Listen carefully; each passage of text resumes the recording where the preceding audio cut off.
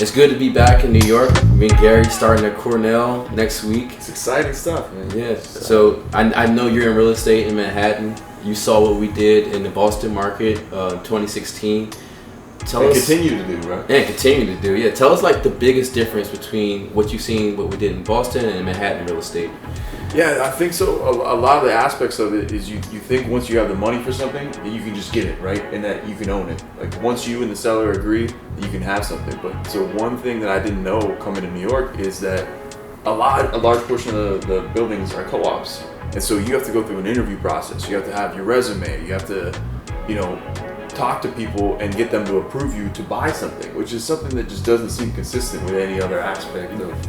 Yeah, when you think of the property that we purchase, it's literally if you have the money and you get pre-approved, you can go through the process. But we've never had to think about going through an interview to be able to purchase a house. It's nerve-wracking, right? I mean, like you have the money to do it, but you could still not be able to buy something that you want to buy, and I think that's the weirdest part of it. Yeah, I mean, I never had to submit a resume to purchase a house, right. So that is very unique in Manhattan. Yeah, so we haven't seen you since you guys went to Ghana. I wasn't able to make it. Hopefully, I make the next trip. What made you want to invest in Ghana? So, I mean, it's definitely intimidating deciding that you want to go and invest in a different country. 10 hours away, 6 time zones. But for me, I think the biggest thing was the trust aspect. I have my family there. My uncle runs the business that we currently have in Ghana.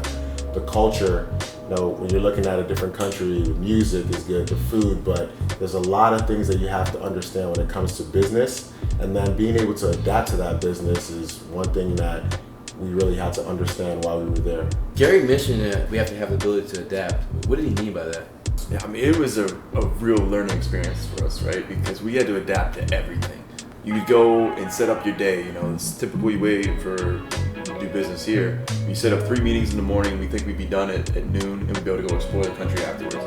3 meetings there could take us from 8 a.m. to 10 at night, and we just weren't ready for that the first couple of days. So you needed to adapt on the fly to be able to understand that. And I think a big part of it is just understanding and not taking offense when people would be late to a meeting or when meetings would run longer than they were supposed to. You just have to be conscious of that because we're trying to take all those aspects in. I think another thing of it is data. You look at real estate here, and it's such a mature market that you have comparables and comps and whatnot on all the properties in a specific neighborhood.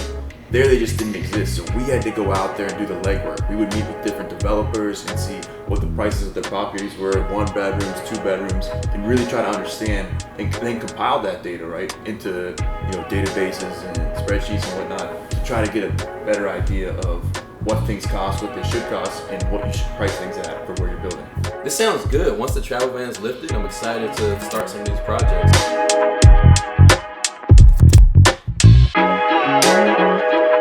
All in, let's do it.